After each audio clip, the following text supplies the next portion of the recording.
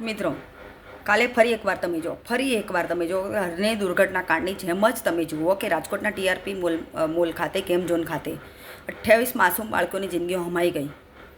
અને આ હસતા ખેલતા કૂદતા બાળકો સવારે જે ગેમ ઝોનમાં કહી શકાય ગયા હતા, સાંજે તમે જો તો લાશોમાં તબદીલ થઈ ક્ષત વિક્ષત ટુકડાઓમાં ઘરે આવ્યા. ત્યારે તમે જો કે આ પરિવારોની શું હાલત હશે, એમના પર શું વીતતી હશે, એના માટે કોણ જવાબદાર?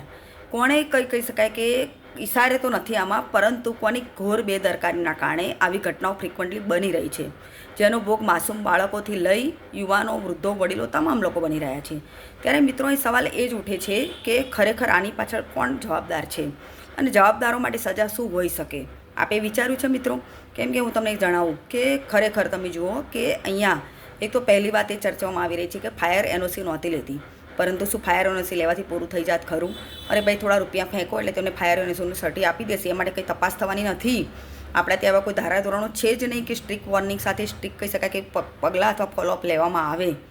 તમને એક સર્ટી મળી જાત જે તમે દિવાલ પર ટીંગાડી અને કહી શકાય કે ધમધમાટ તમારો ધંધો કહી શકાય કે ચલાવી શકત. પછી એ જ ધંધો તમે જો કે મોતનું કારણ બને ત્યારે આપણે ફરી જ ચર્ચાઓ કરીએ કે એનઓસી હતી ને નહોતી, પરંતુ આટલું પૂરતું નથી ખરેખર. અહીં જવાબદારીની વહેંચણીની અને તમારી નાફરમાનીની વાત આવે છે. તમે કેટલા કહી શકાય કે ચુસ્ત અને જાડી ચામડીના છો કે તમારા પર કહી શકાય કે આવી દુર્ઘટનાઓની કોઈ અસર નથી થતી.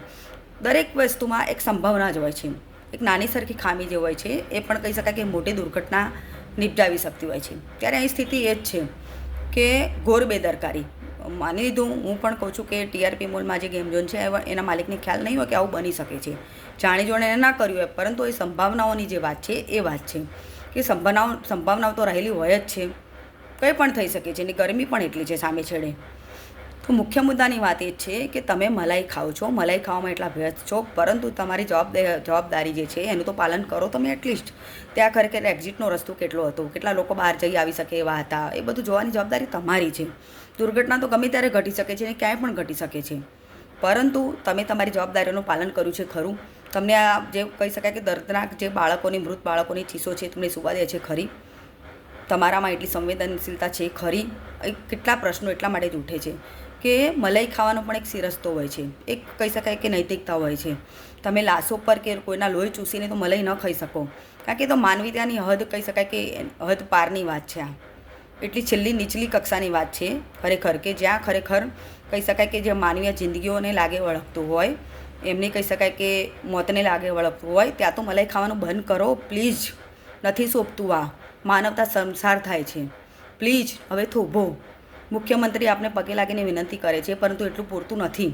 તમે તો ખરેખર જેલના સળિયા પાછળ હોવા જોઈએ, કેમ કે તમે જેલના સળિયા પાછળ જશો તો જ કહી શકાય કે એક મેસેજ જશે કે ભાઈ હવે નહીં બક્ષવામાં આવે, એટલે બંધ કરો, નથી જોઈતી અમારે મલાઈ. એ શબ્દો નહીં કળવા જોઈએ, એ ડર ઘૂસવો જોઈએ.